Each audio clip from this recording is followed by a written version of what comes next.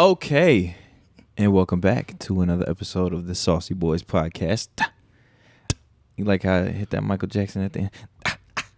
I don't know what I looked at, but now like a bunch of I clicked on something on Instagram, but now all it keeps referring me on those like the real section is a bunch of Michael Jackson impersonators dancing and shit, and I'm just like, what the fuck, man? I want to talk to you about algorithms a little bit later. All right. Yeah. But yeah, welcome back. You know, new week. This week it's pick your poison. Yeah, kind of a hectic week is we know on the personal side over here, so don't be mad at us. We're not bringing nothing new to the table, but fuck it, you know. We're just regular humans. Yeah. Like y'all. So tonight my drink of choice is going to be the Screwball. I might partake after my bevy, but I'm going to be drinking the Sia Scottish blended whiskey. So I think I may do a little splash of Coca-Cola with the Screwball just to see how it tastes, but I'm gonna do it straight up for the first go around. But straight up. But yeah, nah. So we're back. You know, these 2 week breaks. It's like a week break, man. This shit is kind of got like a COVID fog every time I get back on the mic. Yeah, it's like. How do we do this again? So with that being said, Chaku, Michael Stokes. Yeah. So you know who we are. Also, huge shout out to you guys for checking out the last 2 videos that we put up. They're actually doing pretty good on YouTube. Y'all be getting us some fucking views, and I appreciate that. If we can keep that more consistent, you know what I'm saying? Like those numbers would be great. Yeah. So hopefully we can keep that rolling. And then also with that said, we've had a couple people chime in on some Saucy Boys care packages. So shout out to Saab. We're gonna put that together and we're gonna send one to you. And then there was another person that asked me for it, and I completely forgot who it is. I'm sorry. Man's been busy, but we'll get those put together and we'll either hand deliver them or here's what it is. But Excelente. Yeah, hopefully we can keep that momentum going and get y'all locked in on the YouTube and on the Spotify and Apple Podcasts and all the platforms where the Saucy Boys podcast is available to listen to. Yeah. So, yeah. But how's your week been, man? How's this past week since we I was about to say, it's only Tuesday. I'm not too sure. Ups and downs like normal. Girl's family went through some things. Then her family came into town, so I got to meet like a lot of her extended family, cousins and things like that, which is pretty cool. Pretty uneventful though, honestly, if we're being fucking real. I feel like San Antonio is a city of just like like we have events and it is eventful, but it just, I don't know, the vibe, man, it'd be a little bit weird. But we had a couple of people in town this past weekend. I know they did Zed's Dead at Cowboys Dance Hall, so that was like a big ass like rave, and then Cowboys, and then they had the fight. They had the fights all weekend. So that's what it was. We watched the Canelo Alvarez fight. So everybody was geared up for that, and then football on Sunday. Oh yeah, of course. So it's crazy to see like the shift in places whenever like football starts. Cause like motherfuckers just, it's a different crowd that shows up. It's crazy. Like there's literally like off seasons for the bar, and it's up until when football season starts, because then it's like I feel like that's like if you're talking about like tourist place, like a tour, like a high traffic tourist place has like an off season or whatnot. I feel like that's every bar until football season comes around, because then like your numbers are on steroids. Yeah. For what you're fucking doing, because people just want to have a place to hang out. To hang out and watch the game. And if you have food, that's a plus. Yeah. And so a lot of spots now, it's like they have food trucks. So I mean, you don't really have to have like a kitchen, which is dope. And a lot of people start doing that because like during COVID, the only way you could operate is if you had a kitchen. Yeah. Or if you had food. God, that's so crazy to think about. That's wild, right? That changed like nightlife altogether.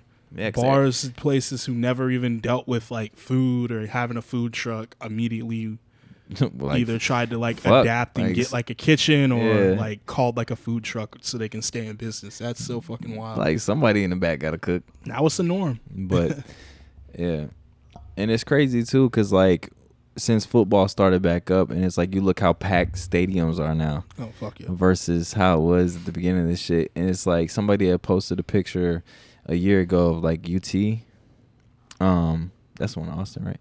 UT. Yes, nigga. I don't know, nigga. There's a couple UTs. I'm not. But the very real versed. the real UT is in Austin. Yeah. So. And yes, that's a shot at the University of Tennessee. Y'all can kiss my ass. But yeah, somebody had posted a picture from the games like last year, like whenever like the season started, and it was like everybody was social distance, and now it's just like a fucking sea of orange. There's no COVID scare. Burnt orange. I'm sorry, burnt orange. There's no COVID scare no more. But, I mean, El Presidente even said the pandemic's over on these streets, cuh. That's wild. So I don't feel like it's over. I feel like this shit gonna sneak back. And then we got monkeypox we gotta deal with. It's over as long as it's not financially fiscal for us. You know what I'm saying? Hey, but I mean, if y'all want to, shut shit down and keep sending us some stimmies, Take another one. I'll take another Take another one. I can't, have y'all put my college loans on pause for a minute. I'm cool with that. I sure do appreciate that, Yeah. pause. So, but yeah, jumping into the show. Sneakers, bro. We have a problem. Sneaks. We've been very very up to date with like the latest shit that's dropping and like shit that we want to cop.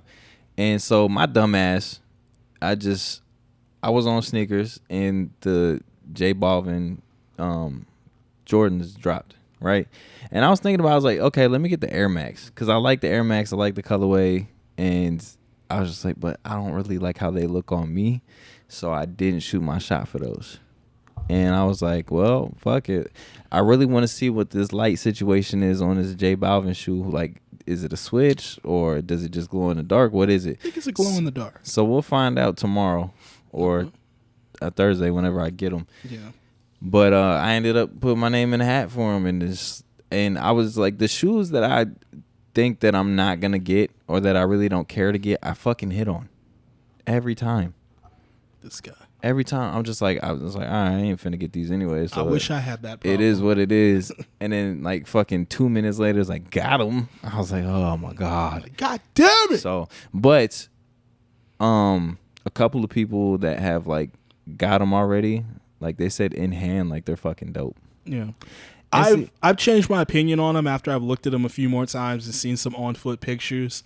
Personally, I am not a Jordan 2 fan at all. Mm-hmm. That's in like the core 5, that's like the least appealing Jordan to me. But I mean, I know like the history behind it. Like it looks the way it is because it's coming off of Jordan breaking his foot in his second year.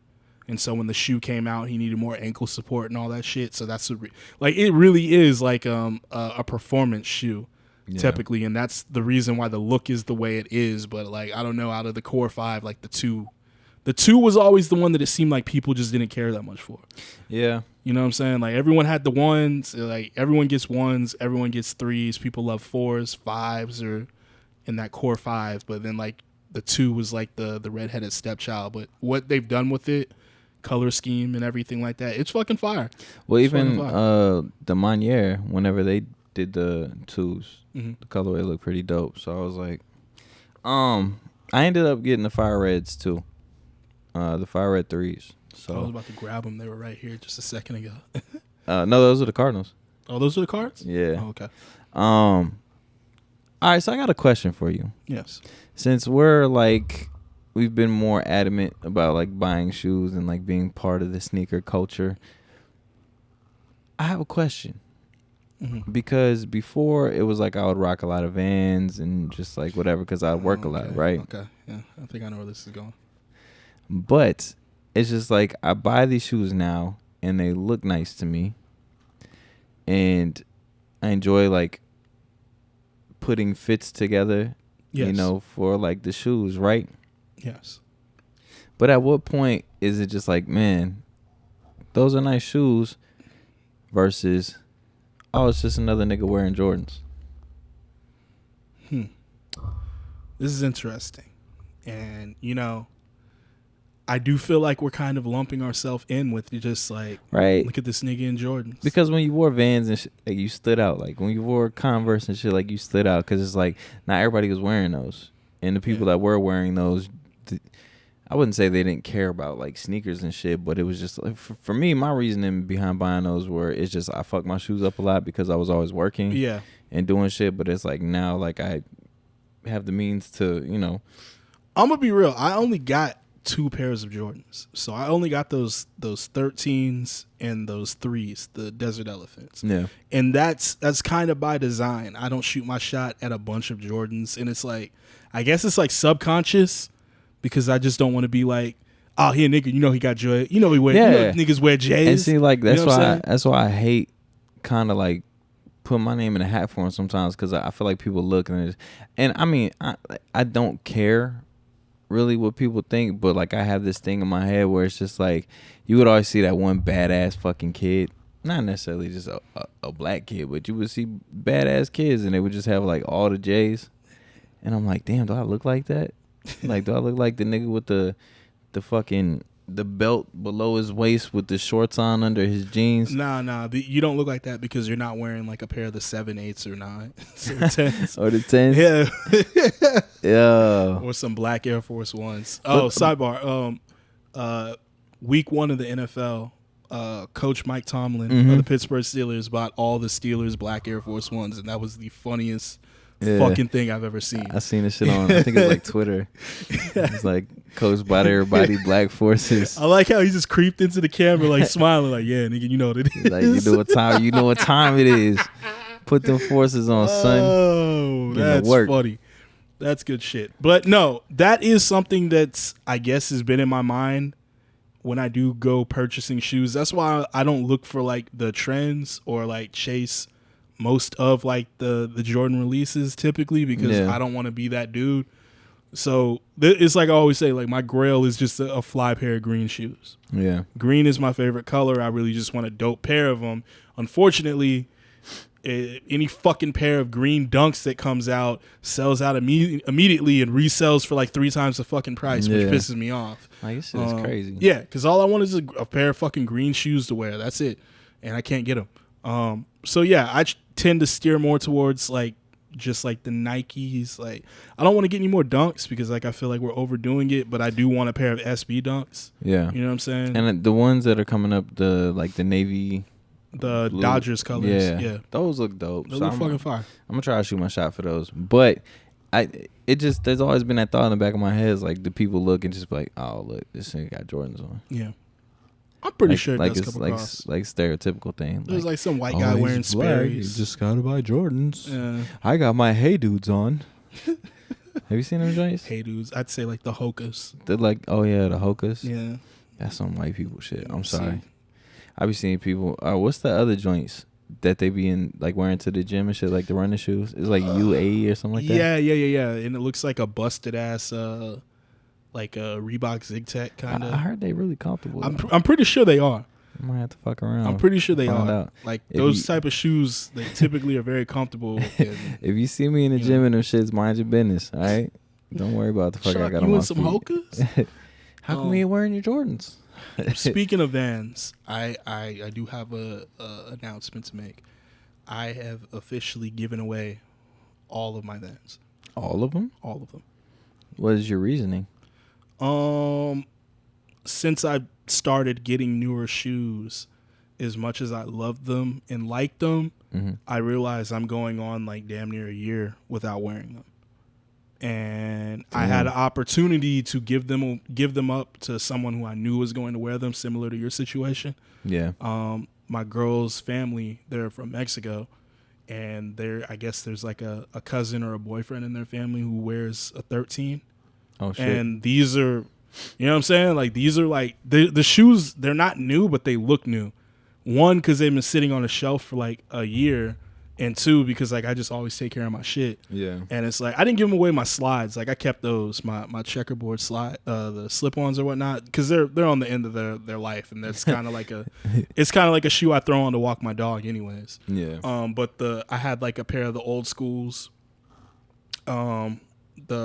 That's the old school right there, right? Yeah, the skate highs. Yeah, skate high. I had a pair of like red skate highs that were dope as fuck. Gave them away. I had a pair of like blue old schools that I gave away, and then I had a pair of green old schools that I gave away. See, that's my thing. So he got all of them. That's good. I've always been like that for people, because I see people in situations and I want to help, you know. And so that was my opportunity to do that. And I had a gang of Vans, and I had some brand new ones that I was just like, because I wore them a couple of times and they just like weren't comfortable. Yeah. And so I was like, oh, well, fuck taking it back. Like, I've already worn them a couple of times. So I was like, whoever wants them, just. And so there was a kid at my center that he had like, I told you the story before, right? Yeah, that's what I was alluding to. Yeah, and so he had like these big ass shoes on, and he was running the gym and they kept slipping off his feet, and I was like, hey man, like, you know, you tight, like, you know, just trying to. I ain't want to like straight up ask, like, why are your shoes so big? And so he's like, oh, well, these are the only shoes I have, and like these are my like shoes for school, shoes for church, like shoes for this, shoes for that, and I was just like, damn. I was like, what size you wear? And he told me like a 10, and I was like, perfect. And so I just picked a bunch of shit that I've had in my closet for years that like I've wore like a few times, and even some like basketball sneakers and all kinds of shit. Yeah. And just passed them off. And his mom, she had said, oh, like, are you sure? Like, you don't want us to pay, you know, you for these? I was like, nah, it's fine. Like, I'm not gonna, even if I did, give me some money. even if I did resell them, like, yeah, I'm not making shit off of those. I mean, they're good shoes, but it's not like. Like, here's the thing. Like, I have no hate towards Vans. I do still like them, but you did allude to it. They're not the most comfortable shoe when you first get them. They do take some breaking in, and that's the crazy thing. It's one of the only shoes that's like, it's not that comfortable when you get it, but like after you worn them in, they fit like a fucking baseball mitt. Yeah. And they're like super comfortable later on and shit. But with that being said, it's I don't know, I just hit a point where I was like, if I do get a new pair of Vans, it's gonna be a custom made. Yeah. Because they always do like they got the custom, because you want some, you can shit make a custom online different. or whatnot. Yeah. And that's why I haven't like bought any recently, because like I look and I'm just like, damn, they have nothing. I feel like it's the same things all the time. So like I go to like the outlets and shit like that. And I mean they do their collabs, like, so like they have the Stranger Things collab and like some other collab. And to me, like, it's a dope idea and it looks cool, but I can't see myself being a grown man wearing some shit like that. You know what I mean? Yeah, that was me. I was at H&M the other day, and it's like I like Stranger Things, and they had like a Stranger Things shirt, but I was like, I'm not gonna get that. Like, it's a cool shirt. You know what I'm saying? It's like, yeah, not for me though. I couldn't wear it personally. I would feel stupid. But yeah, man, there's been situations like that with, you know, kids that I've seen at work that are, you know, don't really have like that too. Like, there was this one kid, somebody was clowning on his basketball shoes, and it pissed me off. Like, I really wanted to like talk some shit to that kid, like, yo, shit, like, but I can't do that because I get fired. Yeah. But so I told homie, I was like, hey, what size shoe you wear? And I had a pair of I think they were Dames. Is Dame Lillard? Yeah. No. Yeah, Lillard. Nah, it was Dames? No, it was Derrick Rose. Oh shit. They were Derrick Rose sneakers. I had 2 pairs of them, and I probably bought them like 1 or 2 times, and I was just like, I stopped playing basketball. Yeah. So I was like, I had no use for them, and so I brought them shits like the next day, and I was like, hey, here you go, man. And he busted them open, man. Threw them shits on immediately. Started hooping. It's like I said, that's what I feel about those Iversons I got, those Answer 4s. Yeah. I love that shoe, but I don't feel right just wearing it casually. I feel like I have to be on I have to be on the court with them shoes on. Yeah. And so that's why like I don't wear them that much, because I'm like, fuck, I really just got to start playing basketball again, I guess. Just even if it's just going to the court and getting some shots up, like that's the only way I can wear them fucking shoes, man. Bring out your sleeves, finger sleeves, headband. Going all in, big ass fucking Iverson, you know. That's back when them niggas was wearing the big shorts. Oh yeah, back then. Baggy jerseys. Also, there was this kid at the gym who take like because they didn't. It's crazy to think, but 20 years ago, Under Armour wasn't a big thing, and they didn't have like the fucking shooter sleeves. So if you wanted to emulate that, you'd take like a big tube sock and cut the foot off and wear that shit. And there was a kid who used to do that at the gym.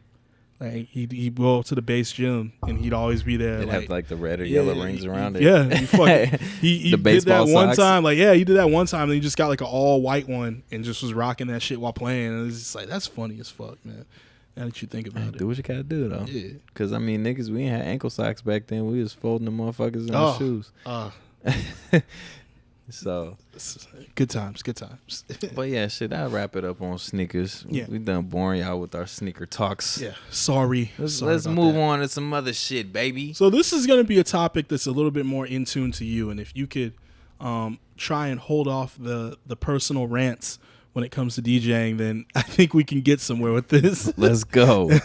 So you got the same TV as me. You got that Samsung TV, and on it has like that Samsung Smart TV Plus or whatnot with all like the channels on it that you can just watch for free. Yes. And every now and then I'll put that shit on when I'm eating and I just don't feel like picking something to watch. And I typically watch the Vice channel that they have on there. And I noticed there's a show, because on that show on that channel a lot of the shit they play is like reruns. Yeah. From like 4 or 5 years ago. And so on that show, there's this one show called Payday, where they're basically going around to multiple cities throughout North America and following the lives of like people in their 20s and like what their hustle is and how they get money and all that shit. And I saw one episode that was about Toronto. And the reason why I decided to call this topic Privilege Hustle was because on the topic, one of the people they were following around, so it's like 4 other people and like they're struggling in life. And then the other one was about this guy who was a DJ but the catch is he's a DJ he wants to be a DJ, but he doesn't have to be a DJ because he's the fucking heir to a billionaire company in fucking in Toronto. Like a Paris Hilton type in Canada. situation. Yes, similar to that. And I was like thinking about this. I think his name is, let me see if I got him pulled up still, because I was like, what's his name? Why are you looking that up? Why is it so hard to find shows and shit to watch while you're trying to eat? I don't know. I always be trying to figure out something before I sit down, and I'm like, I can't find nothing. And I just give up. And then I'll sit down and I'm like, well, fuck, my food's going to get cold. Well, my girl never wants to pick, so she always leaves it up to me, and I'm like, this is a big fucking burden.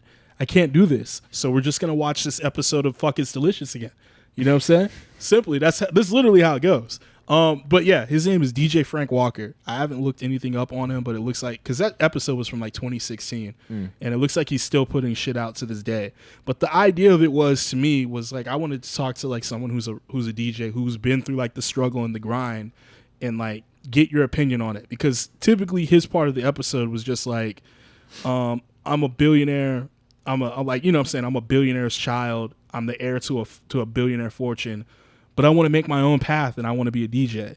And it looks like he takes it seriously. Yeah. But you can't discount the fact that his background gives him an avenue, opens a lot of fucking doors. It does. But I feel like in that same instance, it's like if you really treat it,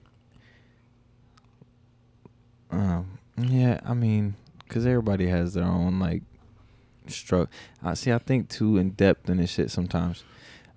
Bottom line is if you treat it how a DJ that's like coming up treats it, yeah, and like hustles and like does all the shit for it, like you ain't having nobody else do it for you, and you're making your own money like that way, and just like, let's say, like, put all the billionaire shit like off to the side, like that's not your money, that's your family's money, so you're gonna go out and make your own, yeah, right? If you're doing it that way, then cool. But I mean,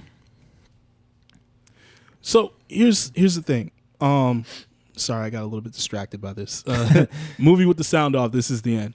One of the parts of it was like showing him, he was like preparing for his first big like show, and he's an EDM DJ also. Throw that in. Yeah. He's preparing for like his big break where he gets to open in London, Ontario, at like this nightclub.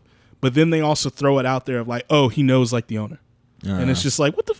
So yeah, it's like, I mean, it kind of, when it comes to shit like that, like you have access. He kind of like put in a cheat code to circumvent the grind to get to the point of, you know what I'm saying? Like, I will say this: if he's good, then it doesn't matter. If he's good right, and he could put on a show and keep people entertained, and it's worth it, and other DJs look at him and say, "Man, you doing your shit." Yeah. then that's cool. But if you're just some billionaire assholes kid that's up there like, and you're not doing great, but you're still getting booked for the shows, and that's kind of fucked. But I mean, it is what it is, because even on like a local level, you still have people that come up like that where it's privileged, like maybe their dad was a DJ, and so like they're able to hop on. And I mean, I don't know if that's the case here. I don't really know anybody else here that has like privilege like that, but I'm pretty sure there's probably somebody. But I feel like that's like that. I feel like that's the stereotype with like rich like really rich kids of like, well, what are you gonna do to mark your own legacy? Yeah, and they're just like, well, I'm gonna go do music. I'm gonna go be a DJ. I'm gonna revolt against my parents. But it's crazy because it's like all the funding is there. Exactly, and that's what I don't get about it. Of like niggas didn't have to sell their Honda Civic to get turntables. Your decision to become a DJ wasn't like, I want to be a DJ. Go online, buy the equipment, and then start doing it right now. Your decision to do this was like a long process of like, well, I got to get around the people. I got to know the right people. Yeah. Know the right people who trust me enough to use their equipment. Learn from them. Develop my own style. Develop my own technique. Then, okay, now I feel comfortable enough. Now I got to go get gigs. Getting gigs and blah, blah, blah. And it's like, his life feels like as many steps. He had to go through the steps. You felt like he just put like a code in. It felt like he was playing GTA and just put in like the unlock everything code. Yeah. You know what I'm saying? What's the codes? L1, L2, R1, R2, up, down, left, right, up, down, left, right.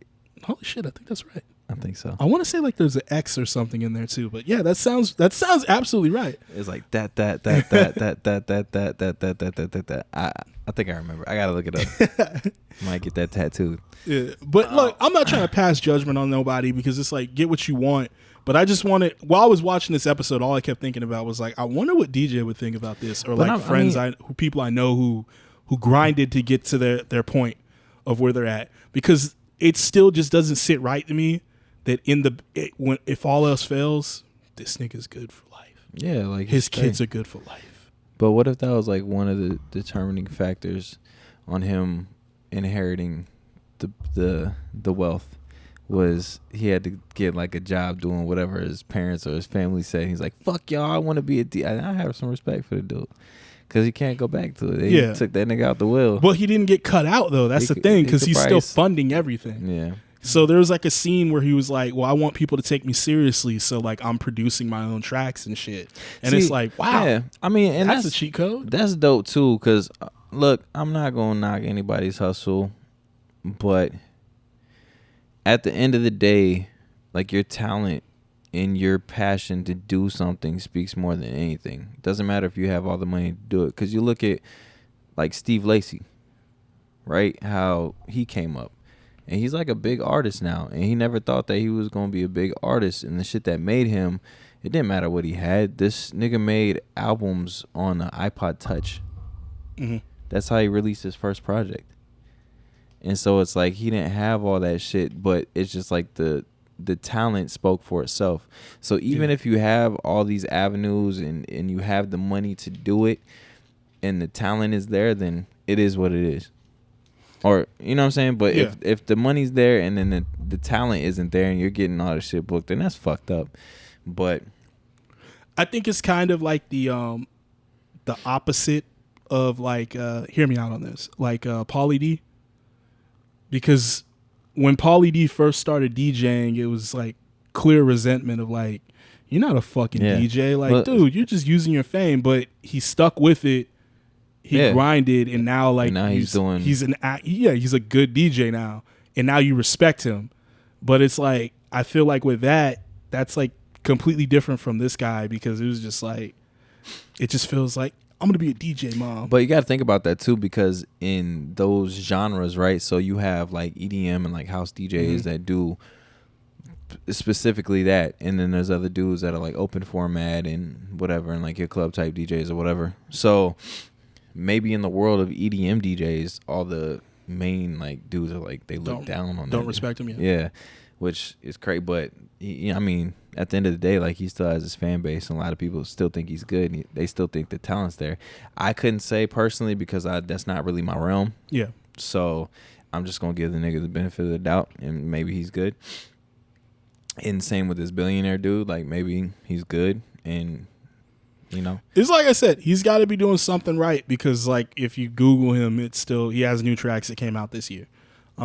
So I assume everything is going good because all I saw was just like after I watched the episode, you know, it ends and it's like copyright 2016. I was just like, oh, because even on the production side of things too, it's like that's how a lot of those dudes like break into the game. It's like they were doing production and shit first, and then kind of how I started. But it's like the cheat code for it though, because it's not him doing production; it's him buying the studio, getting the studio time, hiring the vocalist to get on the shit, and then putting it all together. So basically, I guess he was a producer, but it was more a producer of the sense of like, I'm the one funding this operation. Yeah. Oh, then that too is just like for that aspect of it, like it's easily attainable and you can bring people in, but the product that you put out, it all depends on your talent at the end of the day. So, I mean, and even if he hired everybody else to do this shit and he just put his name on the shit as he did it, I mean, at the end of the day, it looks like he did it. So, you know, so it's hard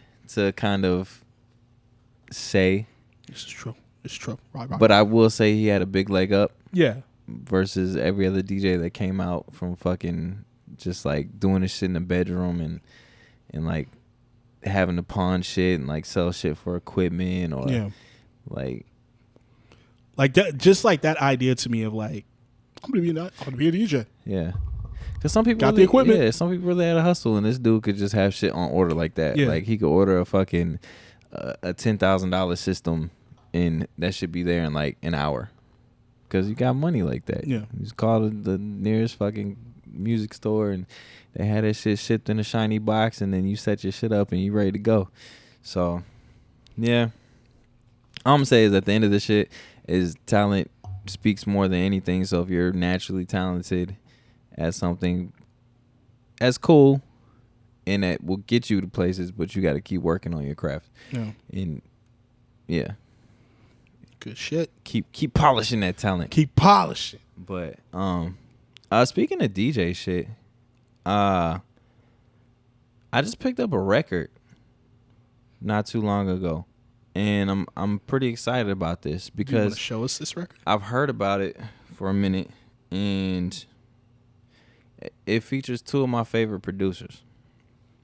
So I ended up picking up. Hold on, let me grab it.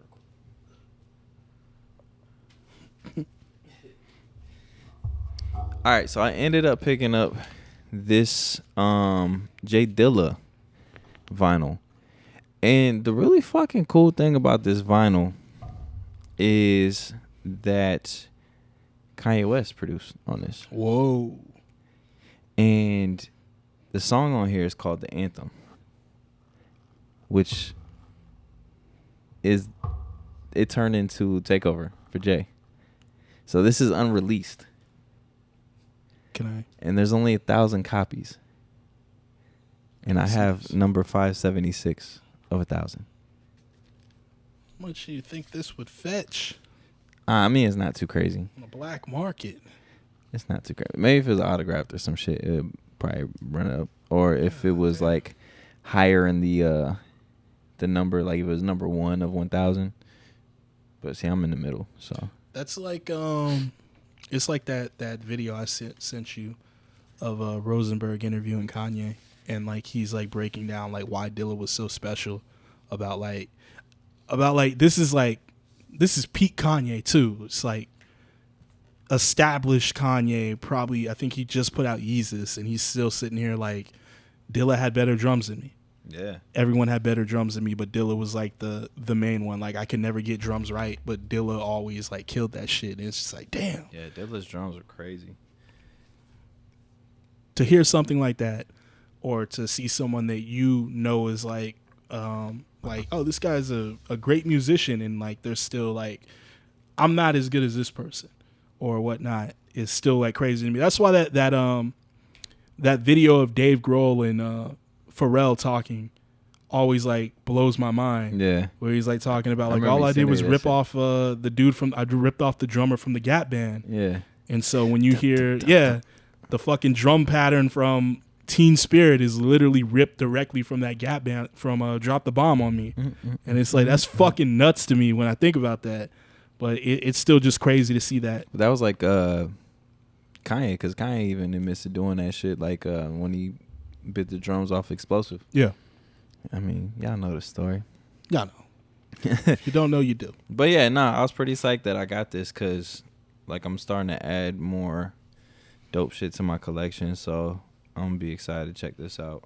Nice. Yes, I'm gonna play it. I don't give a fuck about all that other shit. It's my copy. I'm not selling this. You're not a collector. I mean, you are a collector, but you're not like someone who just collects vinyls to have sit on the shelf, like, right? It's not gonna collect that. So I'll get some plays out of it. But good man. I think what I might do is I might just like rip it.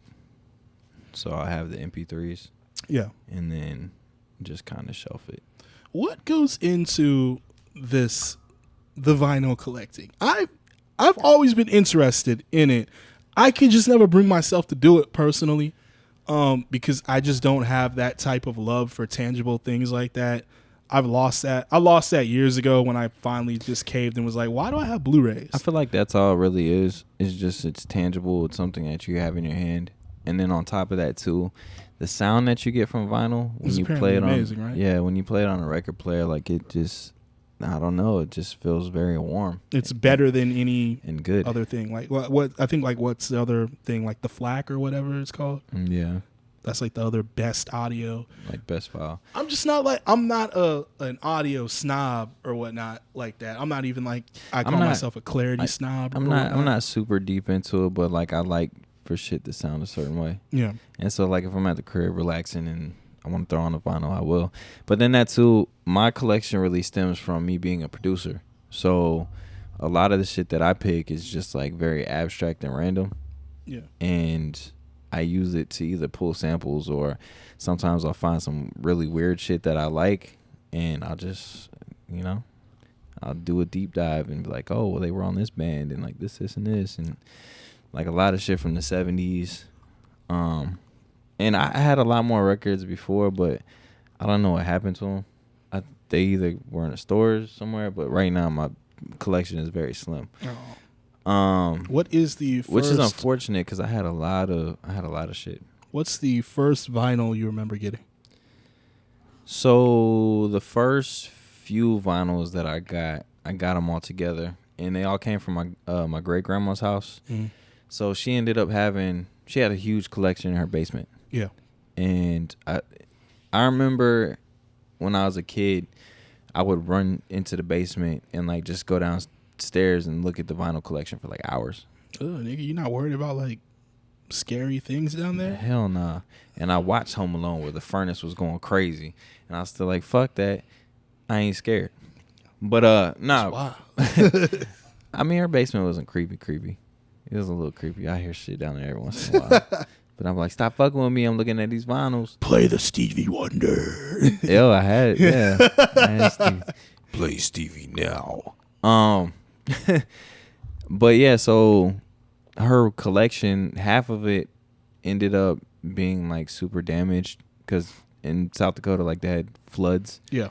And so her basement flooded and a lot of the shit got ruined. It was like mildew and mold and all the slip covers for the vinyls ended up like just decomposing and eroding and all that bullshit. So the few that I got to save, I think I had and my parents saved them and I just ended up kind of like taking those in. Them. And cause I mean, listen to them. I know my dad got some shit. He got Thriller. Yeah. He got that shit stashed somewhere and he hiding it. I think my pops might have that too. And it's the OG one. I know my pops got a really decent vinyl collection that he just keeps on lock stash. And you know what I'm saying? Same thing, like I'd come across them as a kid and just not understand the value of it or what I was looking at. Yeah. So I never really invested in it. But knowing that that's like the CD of your parents' era or whatnot, you could see like, oh, that's why they're collected and shit. Hold on, let me grab these real quick because I got a couple. But okay. Yeah, man, it was just going in the basement, finding different shit. Chaku is stepped off camera right now to go to his collection of vinyls real quick. He's gonna start showing these to us for all the audio listeners who can't see what's going on. I do hope you like the new direction we're taking the pod. I'm trying to be more of a kind of like a warm interview amongst buds. You know what I'm saying? We get a little bit wild on here and stuff. We really have been getting a little bit wild the last few weeks. But yeah, try to tone it back now. Be a little bit more informative, bring you guys into what makes us us. All right, and we're back. A nice little filler. Chaku, what you got for me? So, man, I got some like one-off shit, right? I got this. Ooh, is that I know Nigo? Yeah. Oh my goodness, let me see that. Oh yeah, this is nice. But so like I'll get shit like this sometimes where it has like the acapella or like the joint. These are like the joints that like DJs will use. Mm-hmm. And it has like the instrumental, clean version, all that good shit on there. This one is mystical. Ooh yeah. So I have to check that shit out. Oh man, okay. So I have this joint, and I knew I had this shit somewhere. So this is A Spectrum. Oh, okay. I remember you showing me this one. And there's a song on here. It's called I Don't Want to Play Around. And that was the sample for Fancy. And this is also the group that a certain Yeah. NBA player drafted in 2006 for the Houston Rockets. Father was a part of. So his pops was on here. So Rudy Gay, his pops was in this group. And he was telling me that. I was like, yo, this shit is crazy. And ironically, when he says that and you look at the cover, you can clearly see the nigga who is his dad. But yeah, no, this shit is dope. And so, like he was saying, I was like, I know I have that fucking vinyl somewhere. And I found it. So, yeah. But yeah, A Spectrum. So, Okay. That's dope. I got that. Who's this right here? Is this MJ? This is some random shit. Like, so Boz Skaggs. Oh, okay. I got some weird shit in here. He looks kind of MJ-ish on that cover, but I'm sure a lot of niggas in the 80s was trying to get that look off. Charlie Bird. So this is these two are from my grandmother's collection, right? Okay. This is Barry White. Ew. Sings for Someone You Love. But as you can see, the covers are all fucked up from like the water damage. Before you open it and I can see it on the inside, I actually thought that was how it looked on it or whatnot, but now I can clearly tell that it is water damage. Damn, Barry White, talk about a generational talent. I don't think there's a lot of people under 20 who know who the fuck he was or understand like what his music meant. Like long before Swishahouse Fuck Action was a thing, it was Barry White. So if you was trying to get down, you'd play some Barry White, and he was just a big ass dude with a deep ass voice. And he sung like, "Hey baby," him and Isaac Hayes. Yeah, they had the voice, and they had like the porno guitar in the background. Yo, all my life. Yeah, history lesson for you guys. Oh man, but then like this shit. So I got a couple of Frank Sinatras in there too. But like you could clearly see the damage. Yeah, it's all fucked up. And so for these ones, like I haven't even had a chance to like listen to them or clean them off. You see that? Oh, yeah. So what do you use to clean a vinyl? There's a kit that you can get to. Okay, I was about to say clean them off. What it's like acetone or whatever. You're not gonna put like water in a rag. There's a solution Okay. they have, and then I've seen some people do this shit where they use wood glue and they even it out. And then let it sit, and then they'll peel it up, and it gets like all the shit in the grooves. I think it's fascinating that vinyl is a dead music brand. That's not the right terminology. It is a dead audio source, essentially, business wise. Not really business wise. Hear me out. Not business wise, but like for artists who is like their main point of selling music. Essentially, but it will never die because there are always collectors of it. And even like with you, like I've seen like there are 20-year-olds collecting vinyls and shit. And it's the industry, it's been like up peaks and valleys since like the CD came out. So it's a thing now, right? Because any artist that releases an album now, like they always do the vinyl in either like a vinyl or like a physical CD or whatever, and they sell it on their site in like these merch packs. Yeah. And so like with the Nego shit, like I bought that, and then the same thing with the Travis Scott when him and Kid Cudi did the Scotch. They released it. They released the vinyl, and so if y'all don't know Cause by the X Style Eyes, he did the artwork for this, and he did the artwork on the Scotch. So anytime I see that, because he's one of my favorite artists, is as far as like art goes. Anytime I see him like do a collaboration, like I'll try to pick up. Calls. Shit. You mentioned Cuddy, and we did talk about how we went to the concert in Houston a couple of weeks ago.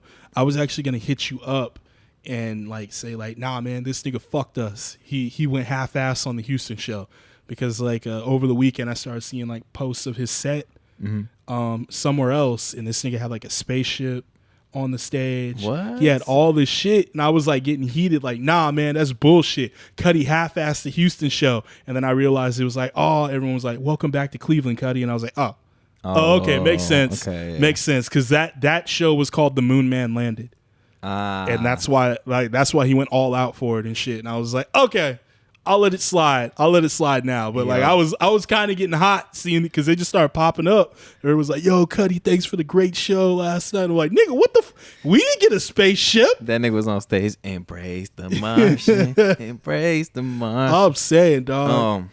But yeah, no, so back to the vinyls, right? So a lot of artists now, like, they're releasing those in like merch packs and like t-shirts and all that shit because that's how they make money. Like, because they're not making money off of streams and album sales. And you do like a limited run with a decent price on it. It sells out all the way. It always sells out. You know what I'm saying?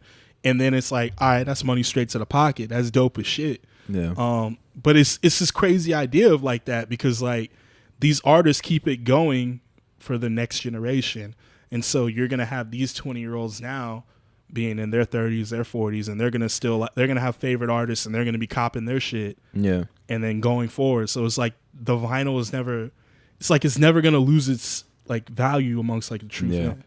And then that too is like if all the digital shit ends up kind of phasing out, it's like some end of the world type situation. And we talked about we that. Still got vinyl. Yeah. We can listen to it. Everything digital is going to be gone. And we talked about that, like how digital takes away. It cuts out so much of being like being a fan. Yeah, because, you know, back in the day, it was like you would look at the liner notes. You would look at like, because I would always go, and that was my thing, to like look and see what was sampled or who sampled what, because they had to clear the sample, and you knew a lot of shit had samples in it. So you would go and you would look and you would see who's on a song, who's the writers, and all that shit. I mean, that's what I would do. But I wanted to see who was on every song. Because, like, you know, like some of them. Yeah, like the features. Yeah, you flip to the back of the CD case, and a lot of times sometimes they wouldn't put who's on the track, and you'd be like, man, I swear that's so-and-so. And then you open the book, and it's like featuring so-and-so on vocals. Oh, you know? So, okay, Love You Better. Is Pharrell on that, or who's singing that hook? Because to this day, I still don't know. I'm gonna love you better. Baby, smile. The LL Cool J song? Yeah. Cause I've been open.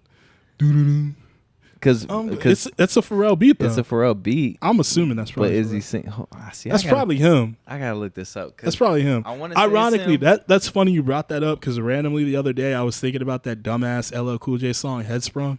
They call me Big Ellie. And I was like, man, that was when LL fell off, man.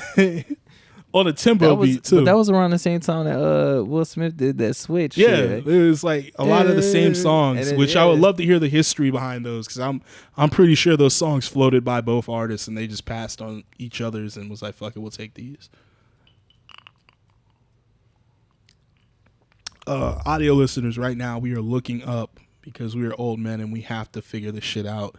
We're trying to see who sings vocals on this song. Song by LL. When that album come out? What's that, like 03? 02. 02. Holy shit. I think that's crazy. 02. LL Cool J was a seasoned vet 20 years ago in rap. That's fucking wild, man. This nigga just licking his lips on television shows. NCIS. Oh, man. It doesn't say. I really want to find this out. That's a mystery Pharrell's going to take to the grave.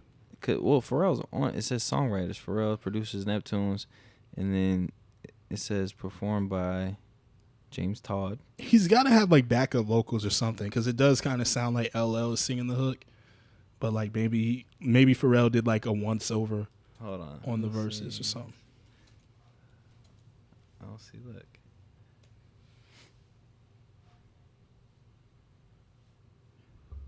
Mark Dorsey. The fuck is that? Who the fuck is Renee Zellweger? Oh shit, Mark Dorsey. Who the fuck is Mark Dorsey? Mark Dorsey. Sorry, I was off the mic. This is Mark Dorsey. Mark Dorky. That nigga look funny as shit. I'm sorry. I'm sorry, Mark. R&B singer. He like, what you say? Won an award for "Love You Better" with LL Cool J. So Damn, that's him singing. That's wild. I wonder if Mr. Mark Dorsey still makes music. I don't see anything after 1999 for songs. So I want to hear what else he has. I wonder if he's okay. Well, that's cool. So I guess it's not Pharrell. Yeah, close. Could have been like someone Pharrell just. I extend my hand to my. You know what's crazy is as much as I listen to like Pharrell shit, I can tell what songs he's wrote. And then same with Tyler though. Like Tyler wrote some shit, and somebody else performed it, and I was like, "It sounds like Tyler wrote that shit." Yeah, I can't remember the name of the song, but yeah, I think like after a while. But now it's like anybody can write whatever, and you don't know who the like. There's no sound. Like there's no so like a Lemon. I get it how I live. He wrote Rihanna's whole shit. She just performed it, and you could tell that's like some Pharrell shit. Yeah. What else? I feel like Stir Fry. You probably. Cause that's like Pharrell's shit. Like he make them little. He wrote Stir Fry. Yeah, because they produced it too. Damn. So the crazy shit about that is they said that the beat for that song Lemon, and if you listen to that the last NERD album, and like how all those beats sound the same, it was like they were made around that same time. And when you hear other productions that they made like back in that time that actually like made it to like radio or whatever, or like got some like notoriety, they sound the same.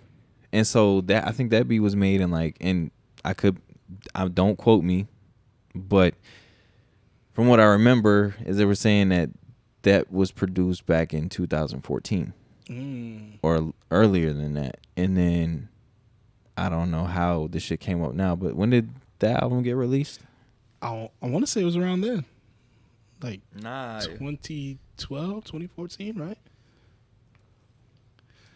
I get it how I live it. 2017.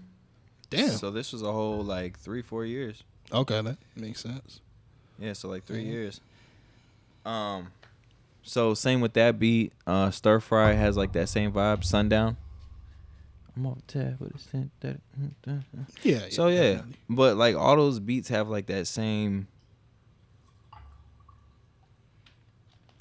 When did Despicable Me come out? That was like early 2010s.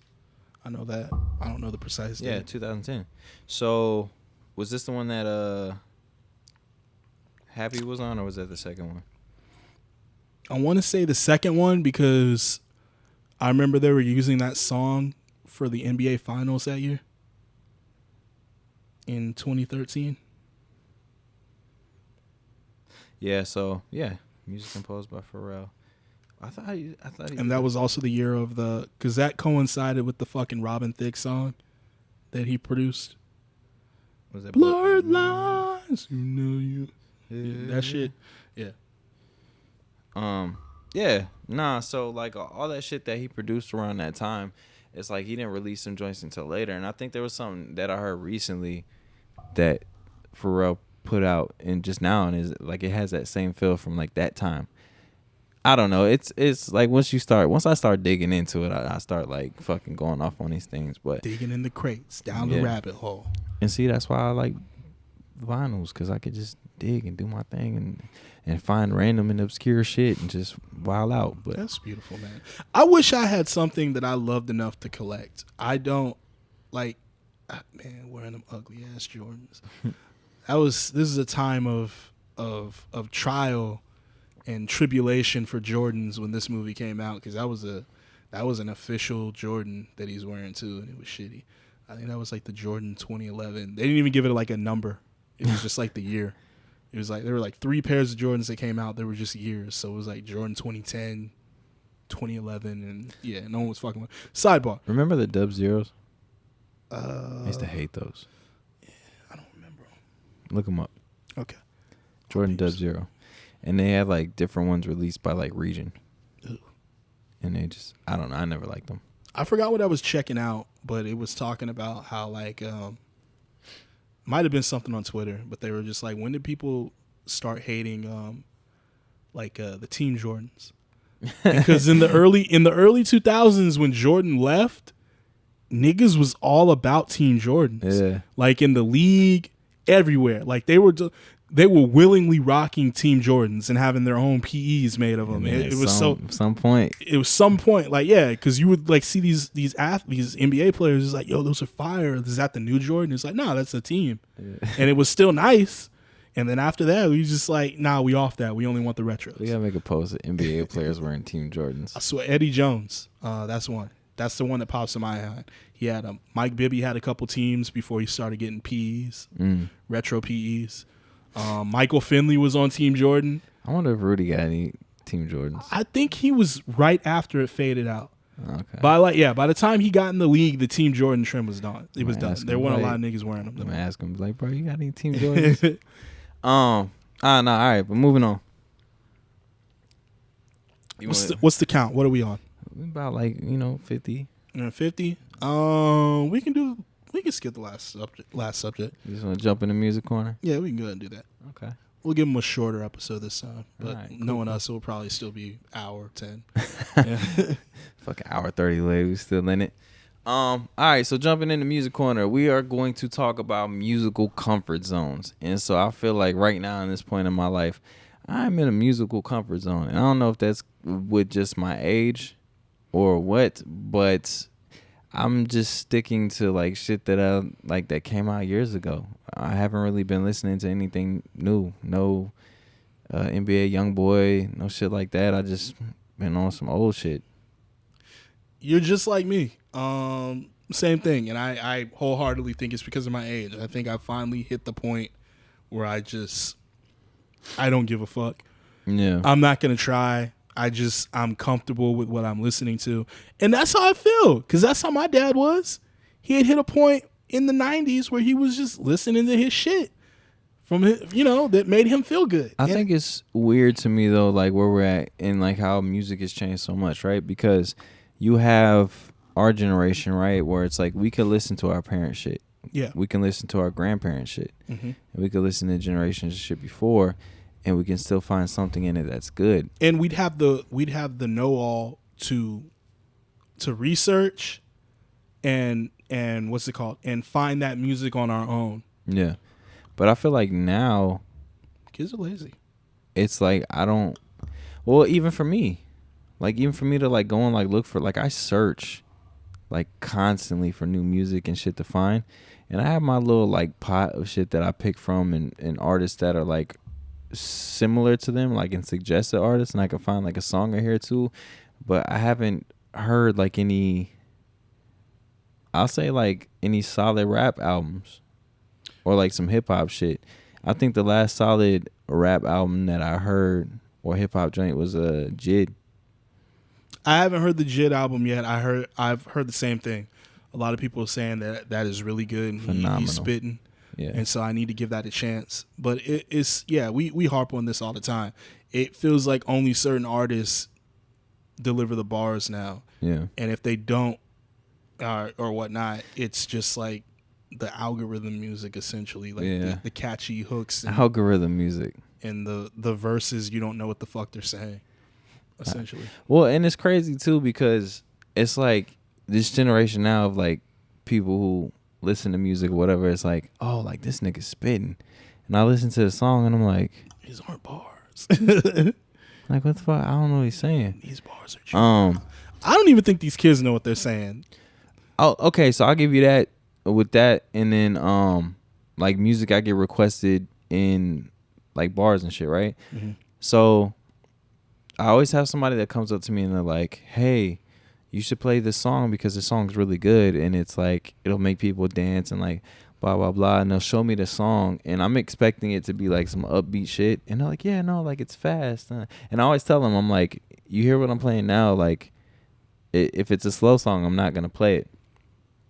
And so every time they show me a song and it's like some slow fucking song, and I'm like, y'all aren't dancing to this. You sad motherfucker. Like y'all What's are just going on like in your life? like yeah. So it's weird to hear motherfuckers be like, oh, like these niggas spitting, or like this song's like upbeat, make me want to dance, and then it's like some shit I don't understand, or it's like some super slow shit, and I'm like, what the fuck is wrong with y'all? It's some weirdo sad boys out there who are just like, oh, Lil Uzi Vert be spitting. What? Huh? He do got a couple of joints that I fuck with. Nah, we good. I don't know if he's spitting, He but ain't spitting, dog. he got some shit that sonically sounds good He to ain't me. fucking spitting. Oh man. Okay, so before we get up out of here, did you have anything left for Music Corner? Nah, I haven't. So I am comfortable with my music. So I had mentioned to you earlier that I wanted to talk to you about algorithms. So why is it that every time I get home, mind you, I'm by myself. Every time I get home and I lay down in bed, like I'll try to like look at things to like help me fall asleep, and so I end up on TikTok. Of course. And every time I get on TikTok, they show me like the creepiest fucking videos of like people finding ghosts and like shit. And it's always when I get home. It's never during the day. It'll be like fucking like 2, 3 in the morning. I'm like laying in bed and like these people caught a ghost at the foot of their bed. And I'm like laying in bed like, well, fuck. All right. So I'm sitting there like kind of like spooked, but I keep watching them. You fucking. I think it just knows at night. It's weird. Like when it's something scary and it's like late at night and you're watching it, like there's just like this urge to keep watching. And it's like, I know something's coming up that I don't want to see, but I'm going to keep watching because I got to see this through. With that being said, like a couple weeks ago at my apartment, because I go to bed later than my girl. She goes to bed early because she's a teacher and she has to be up at 6 in the morning. So I don't lay down until like 1 in the morning.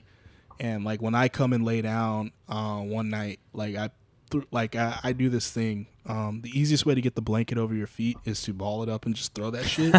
And so that's what I do. Same shit. You ruffle it up. It took me years to figure this out, but I got it, you know? And it's like I did that, and I'm pretty sure it landed on her leg. Or did it? I'm gonna assume it landed on her leg just for my own mental sake. But I felt my blanket start pulling off of my feet, bruh, and I was like, "What the fuck?" And I pulled them back and threw them over my feet again, and it never happened again. But it was so fucking weird. Like I was just like, I know these blankets aren't pulling off my feet. Like they waited. Like yeah, no, the weighted blankets. It's kind of like a throw blanket. It's kind of light, you know what I'm saying? I'm not even gonna lie. I like to be ventilated. I gotta be cool. My body temperature is determined by my feet.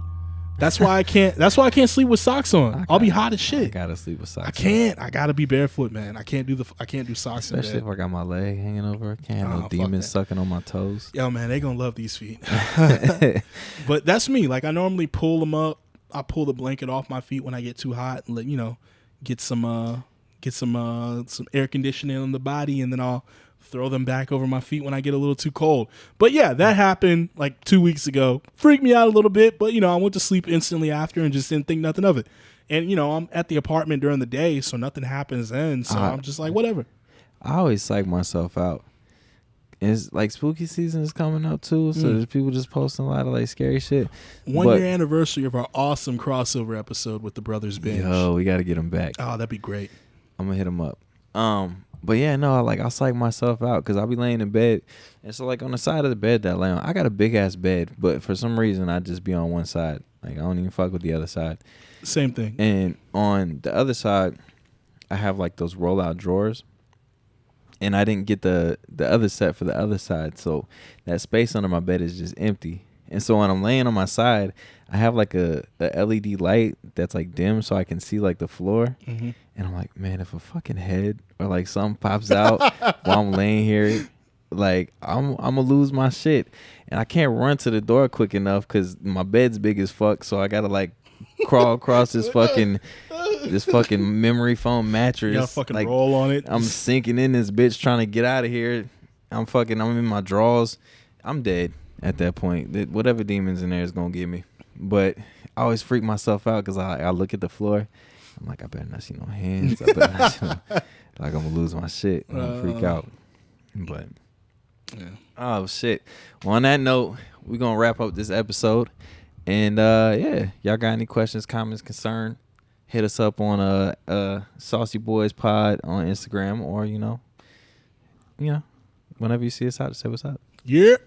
See ya. Bye bye.